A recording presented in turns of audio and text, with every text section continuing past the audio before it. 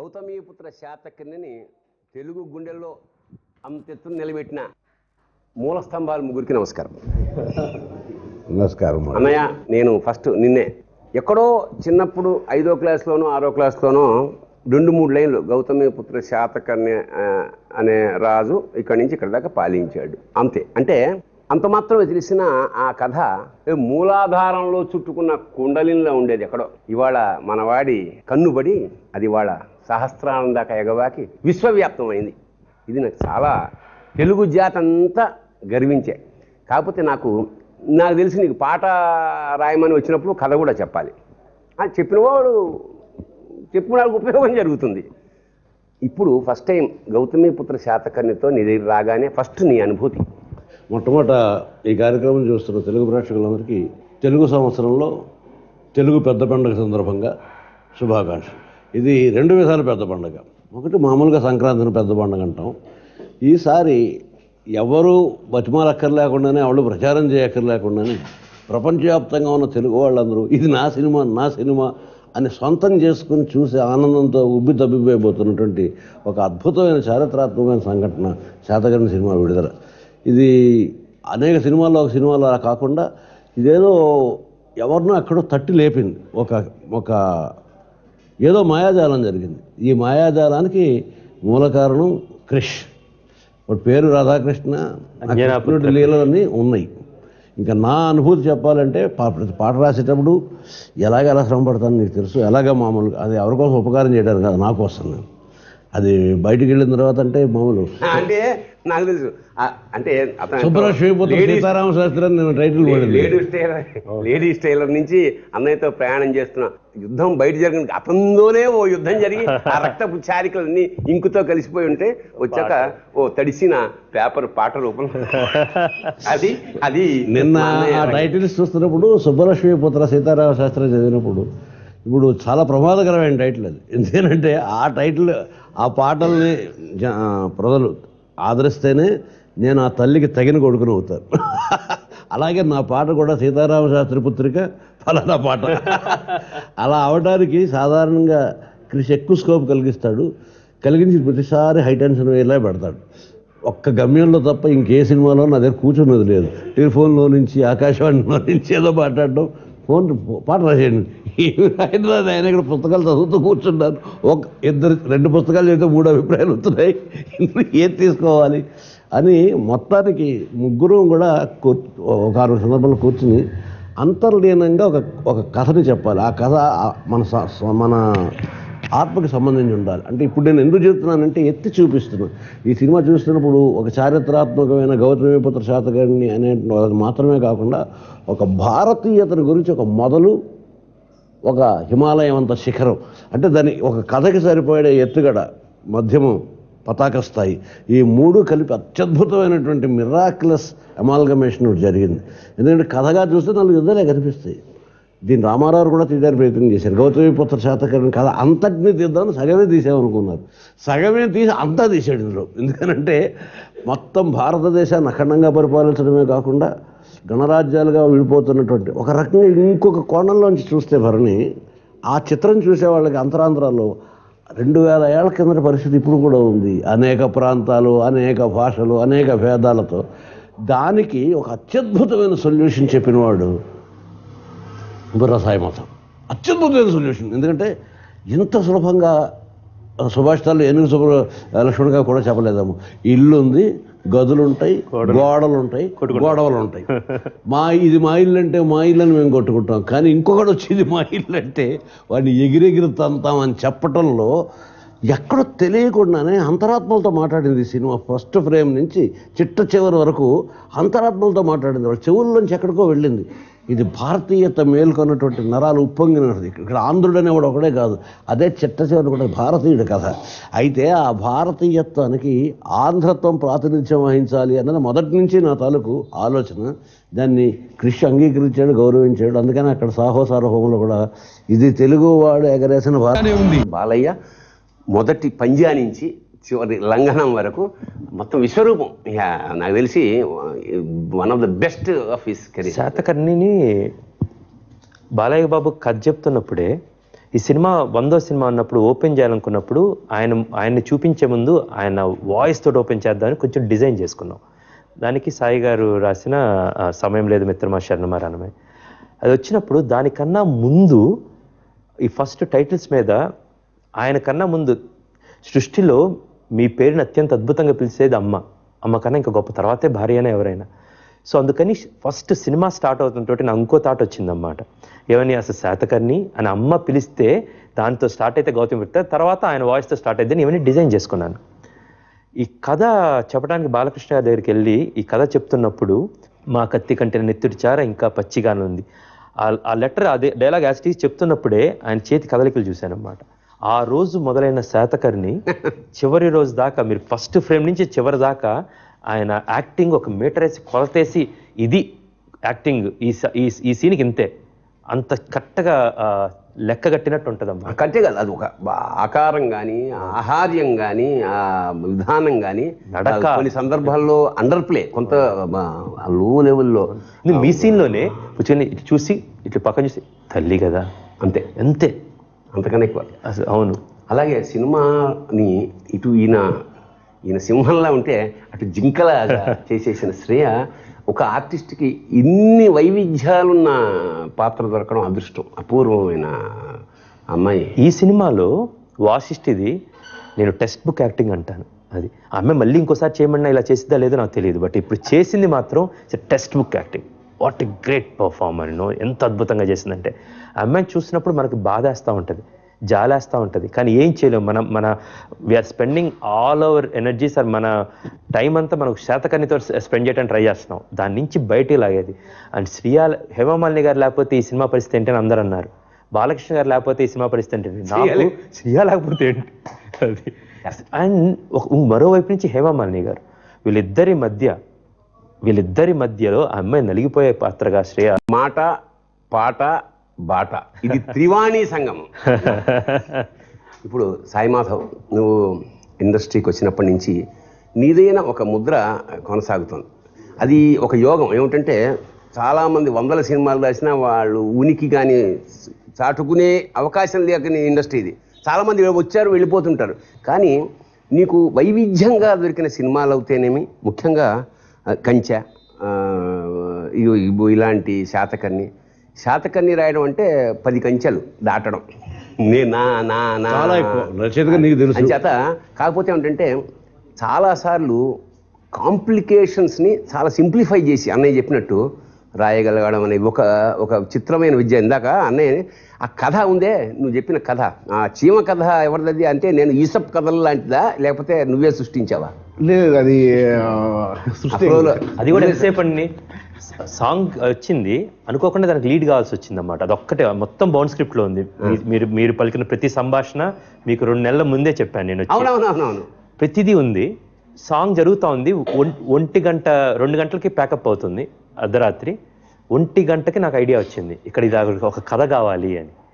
అప్పుడు సాయి గారికి ఫోన్ చేసి కథ కావాలండి అని రాత్రి ఇద్దరు లేపితే 15 నిమిషాల్లో ఈ కథ చేసే సీన్ రాసి పంపించాడు. అది ఎంత అందంగా ఉందంటే అంటే సైనికుడు నేను ఎంటర్టైన్మెంట్ కోసం సైనికుల్ని ఉత్సాహపరచడానికి సైన్యాధ్యక్షుడు కానీ రాజు కానీ ఇలాగా ఏదో ఉత్సాహం చేస్తాడు. సాక్షాత్తు రాజు అయితే రాడు, సరే సినిమాటిక్ లిబర్టీ అనండి, నిజంగా ఇతను ఉత్సాహం అనండి. బట్ ఈ కథ చెప్పడం అంతరం చూశాక షాక్. నిజంగా ఎంత ఉత్సాహం కలుగుతుందో మనకంతే ఉత్సాహం ప్రేక్షకుడు. నేను అన్నయ్యని అడిగాను, ఈ కథ సొంతంగా రాశాడా లేకపోతే ఎక్కడైనా ఈసప్ కథలా అక్కడంటే లేదు సొంతంగా. అప్పుడు నేను అన్నాను, బుర్రా మాధవ్కి ఇంటి పేరులోనే కాదు సొంతంగా కూడా ఉంది. బుర్రా ఇంట్లోనే. ఇప్పుడు ఇలాంటి సినిమా మీద రాయడంలో నువ్వు పడ్డ కష్టము ఆనందం అంటే గురుగారు కష్టంగా అయితే ఎప్పుడు అనిపించలేదు గురుగారు. ఆ క్యారెక్టర్స్ అది నేను అనేది ఒక ఇంత స్కోప్, ఇంత సినిమా, ఇంత పాత్రలు. ఎందుకంటే ఇవి హ్యూమన్లీ మామూలు మానవ కన్నా పెద్దవి కదా అన్ని పాత్రలు. విధానం పెద్దది, స్కోప్ పెద్దది. అలాంటప్పుడు మనం పెద్దగా ఆలోచన పెద్దగా విశ్వరూపాన్ని గురించి రాయాలి. అది సామాన్యుని రిక్షావాడి జీవితం కాదు కదా. క్లైమాక్స్ రాసేటప్పుడు మాత్రం క్లైమాక్స్ గురించి బాగా కష్టం అనిపించింది గురుగారు. అంటే ఫస్ట్ అసలు డెమిత్రియస్ అనేవాడితో క్లైమాక్స్ వాడు పడిపోయిన తర్వాత వాడు మాట్లాడాలా వద్దా, మాట్లాడితే ఎలా ఉంటుంది ఒక వెర్షను, మాట్లాడకుండా ఎలా ఉంటుంది ఒక వెర్షను. దానికి నాకు తెలిసినంత వరకు ఒక 25 వెర్షన్స్ రాయటం జరిగింది గురుగారు. అక్కడ ఆ క్లైమాక్స్ మాత్రం బాగా అయింది. రాయలేకపోతున్నానే. అంతకుముందు ప్రతి సీను కూడా చాలా వెర్షన్స్ రాసాం. ప్రతి సీను చాలా వెర్షన్స్ రాయటం జరిగినా కూడా ఇది రాయలేనేమో అనే భయం మాత్రం నాకు కలగల. అలాగే మన హేమమాలిని పాత్రని అంటే గౌతమి పుత్ర అనే అసలు కీలకమైన అంశాన్ని ఎలివేట్ చేయడానికి ఉపయోగించిన ఆ సీన్ ఏదైతే ఉందో, వచ్చి స్త్రీ పైగా విధవ, వీడిని అగ్రపీఠం మీద కూర్చోవచ్చు అన్న ఆ సీను నిజంగా సెకండ్ హాఫ్లో ఒక్కసారి సినిమా అలా పైకి ఆవిడని ఎంత ఎత్తులో కూర్చోబెట్టారో సినిమా మానసికమైన అంటే ఆడవాళ్ళు ఒక్కసారి మావిడికే చూసా, అక్కడ కూర్చున్న వాళ్ళందరూ గర్వంతో క్లోజులు వేస్తాడు అందరివి. అప్పుడు మావిడి క్లోజ్ కూడా వేశాడు. చూసా నన్ను ఎక్కడ కూర్చోబెట్టాల్సిన ఇప్పటికైనా తెలిసిందా అనే స్థితిలో మొత్తం స్త్రీ జాతి అంతటికి అది ఆ సీను చాలా అసలు నీ అనుభూతి చెప్పు దాని గురించి. గొప్ప సీన్ రాసే అవకాశం వచ్చింది గురుగారు. ఈ సినిమాలో అన్ని సీన్స్ గొప్ప సీన్సే. అది పర్టికులర్గా రాసేటప్పుడు అంతకుముందు ఆల్రెడీ ఒక వెర్షన్ రాయడం జరిగింది. అది ఓకే, డైరెక్టర్ గారు కూడా అది చాలా బాగుంది అన్నారు, ఓకే అన్నారు. అక్కడికి వెళ్ళిన తర్వాత ఇంకేదో కావాలనిపించి అది మహేశ్వరంలో చేశారు. అది చేసినప్పుడు కరెక్ట్గా రేపు షూటింగ్ కనుక ఇవాళ చెప్పారు, అది ఇట్లా కాదు, ఇది ఓకే బాగానే ఉంది, ఇంకేదన్నా ఉంటే బాగుంటుంది అని చెప్పేసి అందులో ఒక 2 డైలాగులు మాత్రం ఉంచి మిగిలినంతా మళ్ళీ ఫ్రెష్గా రాయాలి. ఆ ఫ్రెష్గా రాసేటప్పుడు ఇప్పుడు వచ్చింది రొమాంటిక్ సాంగ్ ఉంది, ఎకిమీడు. అదేంటి మృగనయన హిందుస్థానీ. ఎకిమీడికి నేను కృతజ్ఞతలు చెప్పాల్సింది మాత్రం బాలకృష్ణకి. ఎందుకంటే నేను ఏం చేసినా దాన్ని ప్రోత్సహించేది కృష్ణ. మొట్టమొదటిసారి కృష్ణకి వచ్చేసరికి ఏమిటంటే ఇది ఏమిటో అందరూ అడిగితే నేను ఏం చెప్పను, ఎవరు అడిగినా సమాధానం చెప్పగలదు, బాలకృష్ణ అడిగితే సమాధానం చెప్పాలని.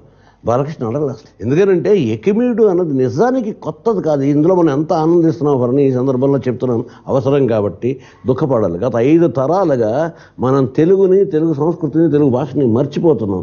ఉదాహరణకి భక్త కన్నప్ప సినిమా వచ్చింది, కృష్ణరాజు గారి సినిమా.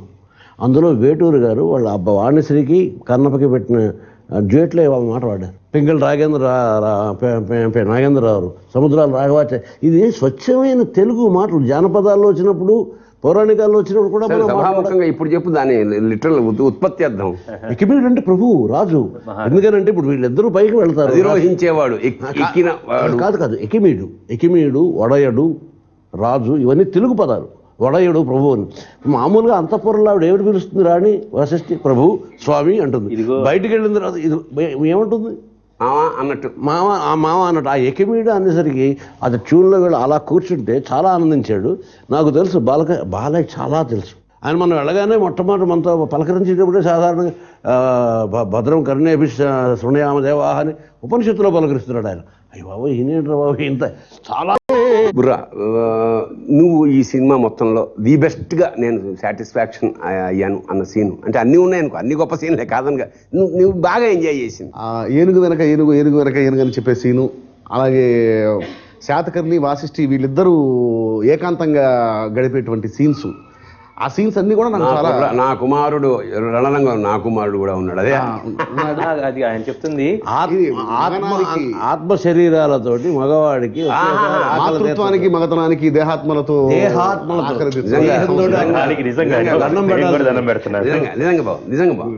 దానికంటే గొప్ప సీన్, చాలా గొప్ప సీను. నటుడు సరైన వాడు పడితే పండే సీన్.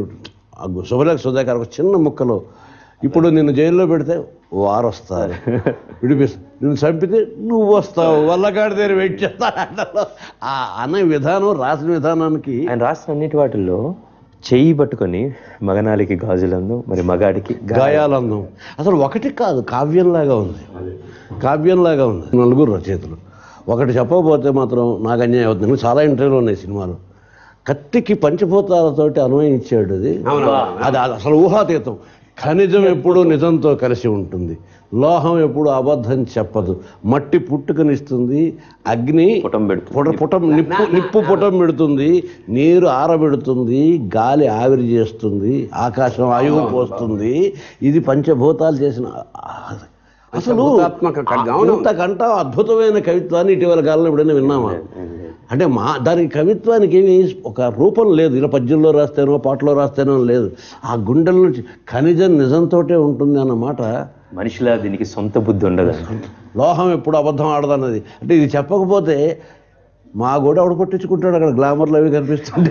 అదే అంటే ఇక్కడ ఇది ఈ సినిమా ప్రత్యేకత ఏమిటంటే పాలు నీరు అలా అన్ని విభాగాలని సాటిస్ఫై అవుతున్నారు. అది వచ్చింది ఏమిటంటే పాటు అలాంటిదే. మాట ఇటు విజువల్స్ అలాంటిదే నిన్నే కన్నా పుణ్యం కన్నా ఏది మిన్న కాదనుకున్న జననికి జన్మభూమి వాక్యం, నిన్నే కన్న పుణ్యం కన్న ఏది విన్న కాదనుకున్న జననికి జన్మభూమికి తగిన తనయుడు అన్న మన్నన పొందరు. నిజాన్ని రేపు పొద్దున ఎవరినైనా ఆశీర్వదించాల్సి వస్తే ఈ వాక్యంతో ఆశీర్వదించాలి. దీర్ఘాయుష్మానుభావం అవసరం లేదు. ఎందుకు సినిమాకి పనిచేసే అవకాశం రావడమే అదృష్టం గురుగారు. 10 కాలాలు నిలబడిపోయే సినిమాకి నేను పనిచేశాను. తల్లులందరూ ఆశీస్సులు ఉండే సినిమా ముఖ్యంగా. ఫస్ట్ ఇప్పటిదాకా నా పేరు సాయిమాధ బొర్రా అని పడింది.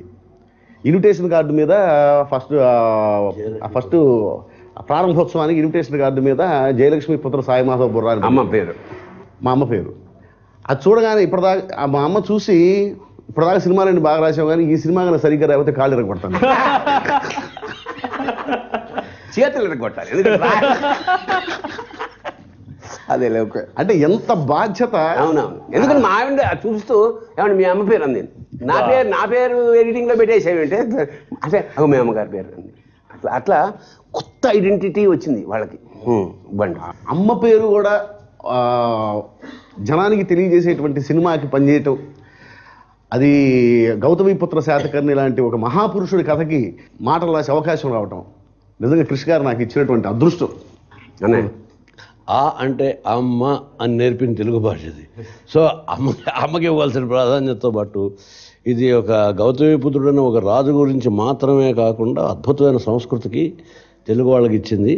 కృష్ణని నాకు కొన్ని లక్షల కోట్ల గొంతులతో పొగడాలనిపించింది. ఆ శ్రమ లేకుండా నా గొంతుతో కొన్ని కోట్ల మంది పొగడుతున్నారు. క్రిష్ చాలా కృతజ్ఞుడండి. బేసికల్గాను 2 things. ఈ కథ నన్ను ఎంచుకున్నందుకు నేను చాలా గొప్పగా ఫీల్ అవుతున్నాను. ఒక మంచి గొప్ప కథానాయకుడిని కోరుకుంది. ఆ కథానాయకుడిని ఈ సినిమాకి ఆయన ప్రోత్సాహం. బేసికల్గా ఎవరైనా సరే మన ఎన్నైనా రాయొచ్చు. ఇప్పుడు యాక్చువల్గా నాకేమనిపిస్తుంది అంటే పూర్వం కత్తిలా పెట్టి వివాహం చేయించేవారు కదా, బాలకృష్ణ కటౌట్ పెట్టి మనం ప్రోగ్రామ్ మొత్తం సాగించాం. కటౌట్ పెట్టారు. ఇది కూడా ఒకసారి సినిమాకి కొత్త గ్రామర్ అని అన్న కానీ విస్మృతమైనటువంటి ఒక స్థితిలోంచి ఒక డిగ్నిటీతో కూడిన కొత్త గ్రామాన్ని మళ్ళీ నిర్వచించాడు క్రిష్. తెలుగు వాళ్ళమే బాగా తీసాం, తెలుగు వాళ్ళమే పాడు చేసాం, మళ్ళీ తెలుగు వాళ్ళమే ఇప్పుడు బాగు చేస్తున్నాం. ఇంకా అద్భుతంగా తీసుకెళ్ళగలిగేది కూడా మనమే. Thank you so much for everything and more than anything. ఈ సినిమాలో చాలామంది చిన్న పాత్రలు చేసిన వాళ్ళు కావచ్చు, చిన్న టెక్నీషియన్స్ కావచ్చు, మనందరం వరకు ఇప్పుడు కనపడుతున్నాం అన్నమాట. కొన్ని వందల మంది, వేల మంది శ్రమ ఇది. అది ఈరోజు జనమందరూ వస్తున్నందుకు వాళ్ళకి మాకు అందరి తరపు నుంచి ఇంకొకసారి తెలుగు ప్రజలందరికీ ధన్యవాదాలు.